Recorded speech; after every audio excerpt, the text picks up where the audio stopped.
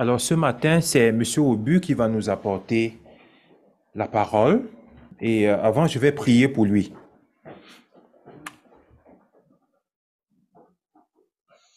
Notre Seigneur, nous te rendons grâce parce que il t'a plu, Seigneur, de permettre à Noël de préparer cette prédication pour nous ce matin. Nous te supplions de disposer nos cœurs afin que chacun de nous puissions sortir d'ici avec ta parole dans nos cœurs.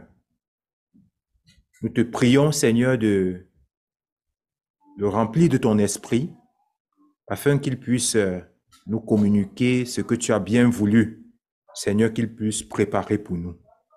Au nom de Jésus, nous te prions. Amen. Alors ce matin, nous continuons dans l'Épître aux Romains. Nous sommes dans le chapitre 9, versets 1 à 13. Le thème que j'ai donné, c'est le problème de l'incrédulité d'Israël. Alors, après avoir terminé les chapitres 6 à 8 qui expliquaient la sanctification par l'union avec Christ en sa mort et sa résurrection, nous allons maintenant commencer le chapitre 9 de l'Épître aux Romains. Les chapitres 9 à 11 traitent du problème de l'incrédulité d'Israël. Les considérations relatives à la vocation des gentils et au rejet des Juifs commencent avec le chapitre 9 et s'étendent jusqu'à la fin du chapitre 11. Lisons le texte d'aujourd'hui. Verset 1. « Je dis la vérité en Christ, je ne mens point, ma conscience m'en rend témoignage par le Saint-Esprit. J'éprouve une grande tristesse et j'ai dans le cœur un chagrin continuel, car je voudrais moi-même être anathème et séparé de Christ pour mes frères, mes parents selon la chair, qui sont israélites, à qui appartiennent l'adoption, la gloire, les alliances, la loi, le culte, les promesses et les patriarches, et de qui est issu, selon la chair, le Christ qui est au-dessus de toutes choses. Dieu béni éternellement. Amen. Ce n'est point à dire que la parole de Dieu soit restée sans effet, car tous ceux qui descendent d'Israël ne sont pas Israël. Et bien qu'ils soient la postérité d'Abraham, ils ne sont pas tous ses enfants. Mais il est dit, en Isaac sera nommé pour toi une postérité. C'est-à-dire que ce ne sont pas les enfants de la chair qui sont enfants de Dieu, mais ce sont les enfants de la promesse qui sont regardés comme la postérité. Voici en effet la parole de la promesse. Je reviendrai à cette époque et Sarah aura un fils. Et de plus, il en fut ainsi de Rebecca qui conçut seulement d'Isaac notre père, car les enfants n'étaient pas encore nés et ils n'avaient fait ni bien ni mal, afin que le dessein d'élection de Dieu subsiste sans dépendre des œuvres et par la seule volonté de celui qui appelle. Il fut dit à Rebecca, l'aîné sera assujetti au plus jeune, selon qu'il est écrit, j'ai aimé Jacob et j'ai haï Ésaü. Alors, on va commencer par l'introduction. Les chapitres 9, 10 et 11 traitent du problème de l'incrédulité d'Israël et nous entendrons la réponse de Paul aux contestataires juifs qui demandent « Le fait que l'Évangile promette le salut aux païens comme aux Juifs, signifie-t-il que Dieu n'a pas tenu ses promesses à l'égard de son peuple terrestre, les Juifs? » La réponse de Paul traite du passé au chapitre 9, du présent au chapitre 10 et de l'avenir d'Israël au chapitre 11. Cette section met fortement l'accent à la fois sur la souveraineté de Dieu et sur la responsabilité de l'homme. Romains 9 constitue l'un des passages clés de la Bible sur l'élection souveraine de Dieu. On va commencer par les versets 1 à 3. « Je dis la vérité en Christ, je ne mens point, ma conscience m'en rend témoignage par le Saint-Esprit. J'éprouve une grande tristesse et j'ai dans le cœur un chagrin continuel. Car je voudrais moi-même être anathème et séparé de Christ pour mes frères, mes parents, selon la chair. » Paul commence par expliquer que ce qu'il va dire est la vérité. Il ne ment point, il dit la vérité en Christ et le Saint-Esprit le lui témoigne à sa conscience. Que va-t-il dire?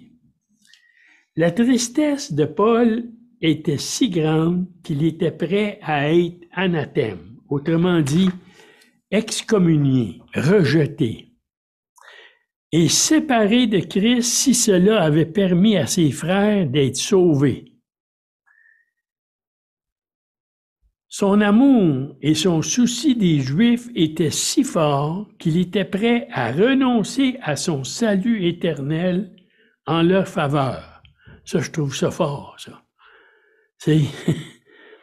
Dans l'Ancien Testament, Moïse avait proposé à Dieu la même solution pour épargner au peuple la colère divine. Voyons le texte de Exode 32, 30 à 32.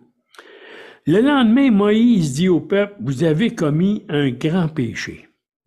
Je vais maintenant monter vers l'Éternel, j'obtiendrai peut-être le pardon de votre péché. » Moïse retourna vers l'Éternel et dit, « Ah, ce peuple a commis un grand péché. Ils se sont fait un Dieu d'or. Pardonne maintenant leur péché, sinon efface-moi de ton livre que tu as écrit. » Ici, nous voyons les sentiments de Paul pour Israël. Pourquoi avait-il une si grande tristesse et un chagrin continuel? Parce que la plupart des Juifs, ses frères de race, ne croyaient pas en Jésus. Bien qu'étant le peuple élu de Dieu, Israël était pour passer à côté du salut à cause de son incrédulité. Christ était pourtant venu d'abord pour être le sauveur des Juifs. Voyons Matthieu 15, 21 à 24. Jésus étant parti de là, se retira dans le territoire de Tyr et de Sidon. Et voici une femme cananéenne qui venait de ces contrées lui cria, « Aie pitié de moi, Seigneur, fils de David. Ma fille est cruellement tourmentée par le démon. » Il ne lui répondit pas un mot, et ses disciples s'approchèrent et lui dirent avec insistance, « Renvoie-la, car elle crie derrière nous. » Il répondit, « Je n'ai été envoyé qu'aux brebis perdues de la maison d'Israël. » Mais elle vint se prosterner devant lui, disant, « Seigneur, secours-moi. » Il répondit, « Il n'est pas bien de prendre le pain des enfants et de le jeter aux petits chiens. » « Oui, Seigneur, dit-elle, mais les petits chiens mangent les miettes qui tombent de la table de leur maître. » Alors Jésus lui dit, « Femme, ta foi est grande, qu'il te soit fait comme tu veux. » Et à l'heure même, sa fille fut guérie. Romains 1, 16. « Car je n'ai point honte de l'Évangile, c'est la puissance de Dieu pour le salut de quiconque croit, du Juif premièrement, puis du Grec. Mais malheureusement, la grande majorité des Juifs n'avaient pas accepté Jésus. Ils ressentaient même de la haine envers lui. C'est pourquoi l'Évangile avait été prêché aux païens. Paul avait d'ailleurs été personnellement mandaté pour être l'apôtre des païens. Voyons Galates 2, 7 à 8. Au contraire, voyant que l'Évangile m'avait été confié par les incirconcis, comme à Pierre pour les circoncis, car celui qui a fait de Pierre l'apôtre des circoncis a aussi fait de moi l'apôtre des païens. Les païens avaient commencé à croire en Christ. On dit qu'en quelques années, le nombre de païens convertis avait dépassé de beaucoup celui des Juifs chrétiens. Voir la liste des pays évangélisés. Bon, allons versets 4 et 5. Qui sont Israélites à qui appartiennent l'adoption, la gloire, les alliances, la loi, le culte? Verset 5, les promesses et les patriarches, et de qui est issu selon la chair le Christ qui est au-dessus de toutes choses. Dieu béni éternellement. Ici, Paul décrit qui sont les Juifs, ses frères, ses parents selon la chair, et les privilèges qui leur ont été accordés. Les 9 privilèges d'Israël. Ils étaient israélites, c'est-à-dire membres d'un peuple spécialement choisi par Dieu. On voit ça dans Deutéronome 7.6, revêtus de puissance par Dieu, dans Genèse 32.28. Deuxième point, deuxième privilège, ils bénéficiaient de l'adoption. La nation avait été adoptée par Dieu. On voit ça dans Exode 4.22, Deutéronome 14.1 et Jérémie 31.9. Alors, la nation avait été adoptée par Dieu. Troisième point, ils possédaient la gloire. On dit que c'est une allusion à la présence glorieuse de Dieu sous la forme d'une nuée, la Shekinah. Elle les avait conduits à travers le désert. On voit ça dans Exode 13, 21 22, puis le livre de Nombres 9, 17 à 22. Elle les avait protégés lors du passage de la mer Rouge. On voit ça dans Exode 14, 19 à 20 et 24. Elle avait rempli le tabernacle lors de sa consécration par Moïse. Exode 40, 34 à 38. Elle avait rempli le temple consacré sous Salomon. 1 Roi 8, 10 à 11 et 2 Chroniques 5, 13 à 14. Elle s'en alla du temps d'Ézéchiel, Ézéchiel 10, 18. Alors, il y a un autre point qu'on a nommé ici les 9 privilèges d'Israël. Ils étaient israélites, ils bénéficiaient de l'adoption, numéro 2. Ils possédaient la gloire. Et là, ils possédaient les alliances. Avec Abraham, la promesse de devenir une nation puissante. On voit ça dans Genèse 12, 2, 3, puis ainsi de suite. Vous avez les versets là. Ils possédaient l'alliance par laquelle Dieu promit la possession de la Palestine. Deutéronome 30, verset 3.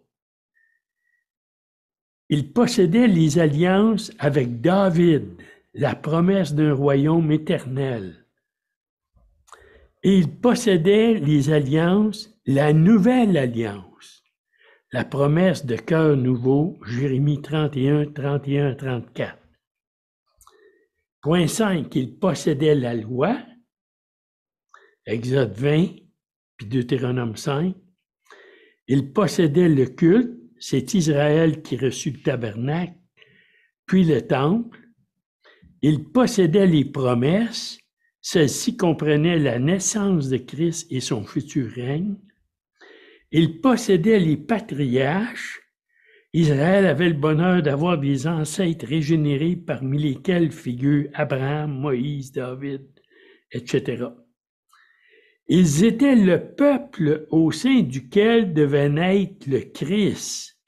On voit ça dans Matthieu 1, 1 à 16, puis dans Luc aussi. Christ était lui aussi un Juif descendant des patriarches Abraham, Isaac, Jacob et Judas. Israël était un peuple béni par Dieu. C'est beaucoup de bénédictions pour ce peuple-là. Les contacts qu'il y avait avec Dieu, les promesses, ainsi de suite, c'est impensable. Dieu avait vraiment choisi ce peuple puis a travaillé avec ce peuple-là. Au verset 5, Paul ne peut s'empêcher alors d'ajouter un mot concernant Christ, à savoir qu'il est Dieu au-dessus de toutes choses.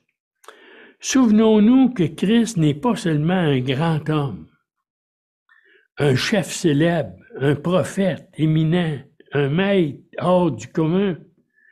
Il est surtout Dieu lui-même, Dieu au-dessus de toutes choses.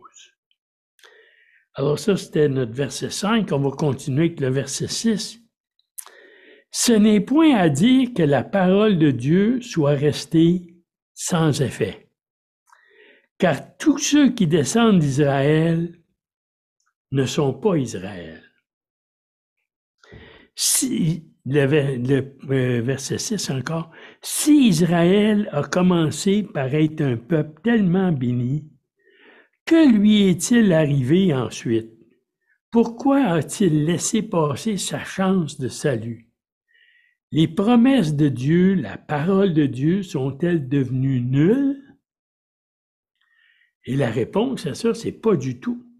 Dieu n'a pas annulé ses promesses faites à Israël. Mais ces promesses, particulièrement la promesse d'un sauveur, ont été réservées uniquement aux vrais Juifs. Paul précise que ce ne sont pas ceux qui se disent Juifs qui le sont réellement. Les Juifs, ce n'est pas celui qui en a les apparences et la circoncision. Ce n'est pas celle qui est visible dans la chair. Mais le Juif, c'est celui qui l'est intérieurement, et la circoncision, c'est celle du cœur, selon l'esprit, et non selon la lettre. La louange de ce Juif ne vient pas des hommes, mais de Dieu. Car tous ceux qui descendent d'Israël, les Juifs de naissance, ne sont pas Israël, les vrais Juifs. Puisque la plupart des Juifs ne sont pas de vrais Juifs, on ne peut pas dire que les promesses divines faites aux Juifs ont été annulées. Les Juifs authentiques sont ceux qui croient en Jésus. Paul établit une distinction entre les enfants de la chair, les enfants d'Abraham par la naissance, et les enfants de la promesse, ceux qui ont cru dans la promesse, c'est-à-dire en Jésus. Les promesses de Dieu se réalisent seulement pour les enfants de la promesse, ceux qui sont les véritables Juifs, les Juifs croyants. On voit ça dans Romains 4, 11 à 17. Les enfants de la promesse sont ceux qui cherchent à devenir justes par la foi. Les enfants de la chair sont ceux qui cherchent la justification par leurs efforts et leurs bonnes œuvres. Romains 9, 32, puis Galates 3, 6 à 9. On va poursuivre avec les versets 7 à 9. Et bien qu'ils soient la postérité d'Abraham, ils ne sont pas tous ses enfants. Mais il y dit, en Isaac sera nommé pour toi une postérité. C'est-à-dire, ce ne sont pas les enfants de la chair qui sont enfants de Dieu, mais ce sont les enfants de la promesse qui sont regardés comme la postérité. Voici en effet la parole de la promesse. Je reviendrai à cette même époque et Sarah aura un fils. Pour prouver que les enfants de la chair, la descendance biologique, n'obtiennent pas tous l'héritage promis, Paul cite l'exemple d'Abraham. Celui-ci avait 2 enfants de la chair, Isaac et Ismaël. L'un des 2 seulement, Isaac, était le vrai fils d'Abraham, celui qui recevait l'héritage. Abraham avait d'abord eu Ismaël de la servante de sa femme. On voit ça dans Genèse 16, 1 à 4 et 15 à 16. Les descendants d'Ismaël n'étaient pas des Juifs. Les Juifs descendent du 2e fils d'Abraham, celui qu'il eut de Sarah, sa femme. C'était le fils que Dieu avait promis à Abraham. Genèse 18, 14 et 21, 1 à 13, puis dans Galates 24, 22, 23. Dieu ne regarde pas à la filiation par la naissance. À ses yeux, les vrais descendants sont ceux qui correspondent à la promesse, ceux qui partagent la même foi. Car c'est à cause de la foi d'Abraham que Dieu les bénit, lui et Sarah, en leur accordant un fils. Ce que Paul veut démontrer ici, c'est que les Juifs ne peuvent pas prétendre être les enfants de Dieu parce qu'ils sont les enfants qu'Abraham a engendrés. Les vrais enfants de Dieu sont les enfants de la promesse. Ce sont les enfants de la promesse qui sont comptés comme descendance. En d'autres mots, ce sont les enfants selon la foi, et non les enfants selon la chair, qui sont les vrais Juifs. La véritable postérité d'Abraham est donc constituée de ceux qui ont la foi en Christ. Lorsque les Juifs de naissance ont rejeté Christ, ils se sont du même coup exclus de la descendance et ont perdu leur héritage et leur place au sein de la famille de Dieu. Alors, on va terminer avec les versets 10 à 13. Verset 10. « Et de plus, il en fut ainsi de Rebecca, qui conçut seulement d'Isaac, notre père. Car les enfants n'étaient pas encore nés et ils n'avaient fait ni bien ni mal, afin que le dessein d'élection de Dieu subsiste sans dépendre des œuvres, mais par la seule volonté de celui qui appelle.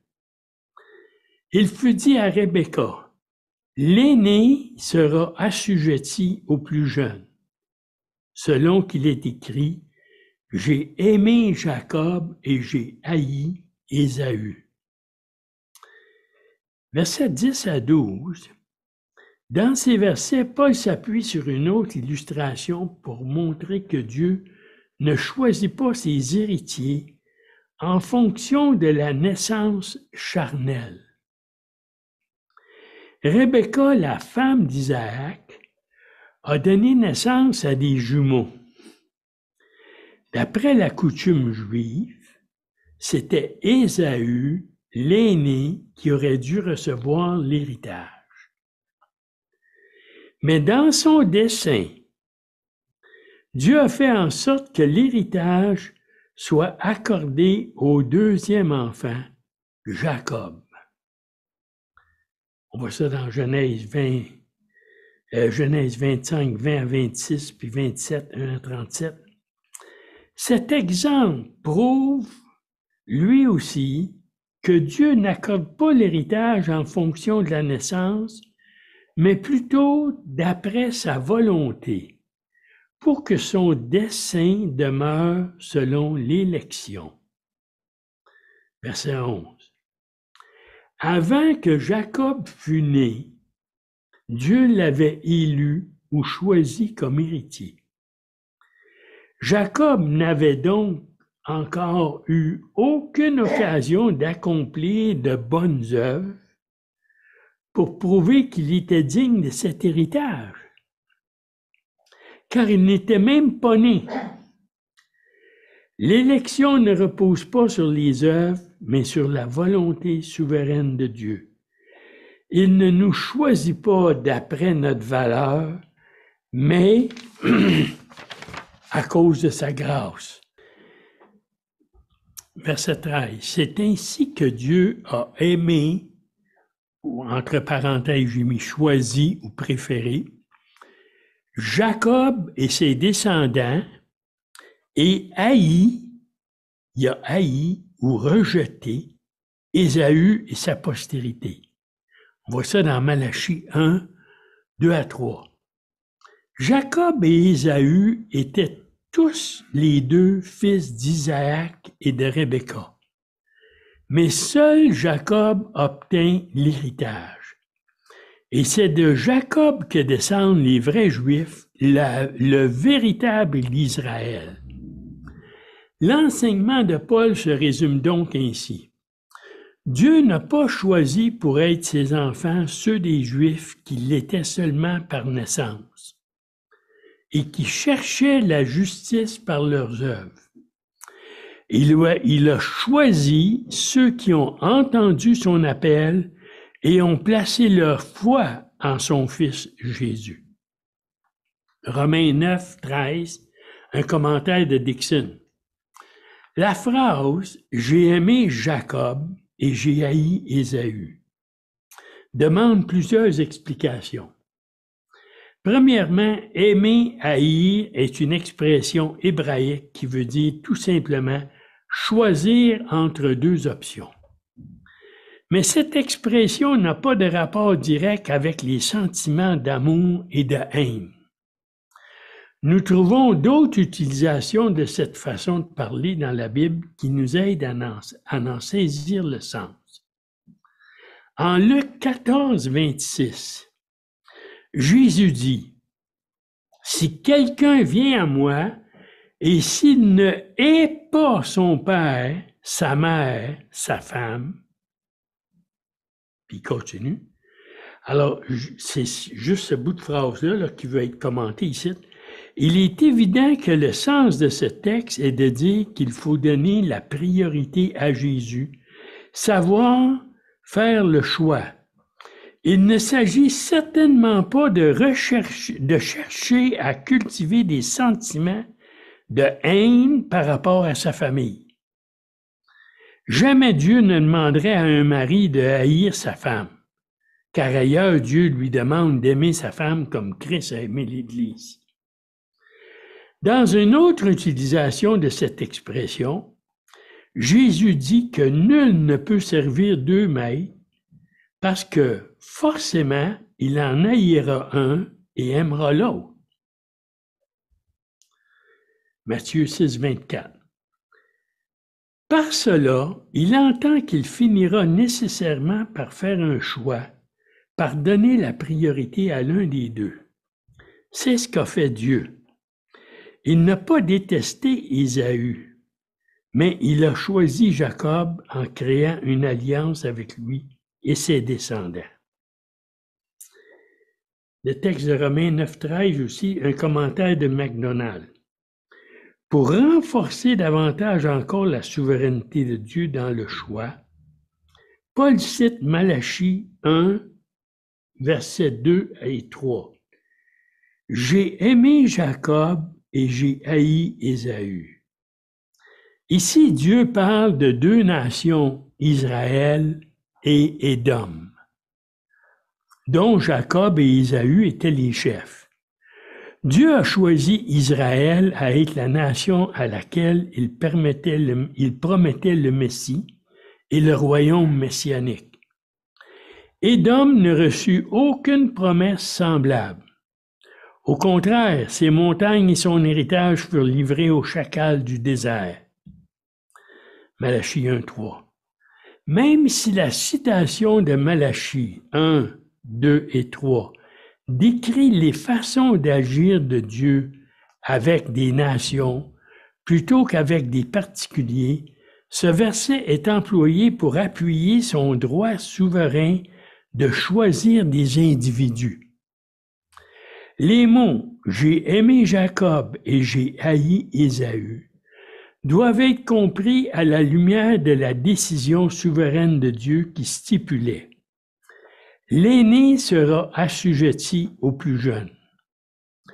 La préférence à l'égard de Jacob est interprétée comme un acte d'amour, tandis que laisser de côté Ésaü apparaît par comparaison comme de la haine.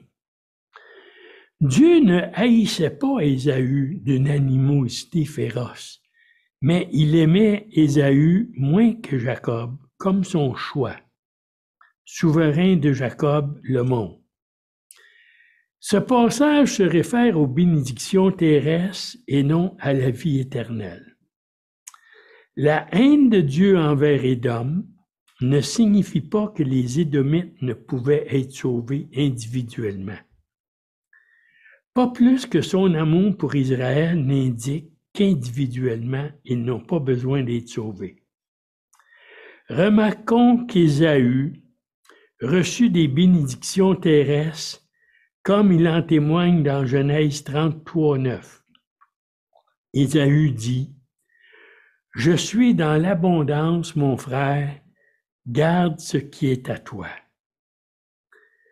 Alors ça termine notre étude de ce texte ce matin. Que le Seigneur bénisse sa parole.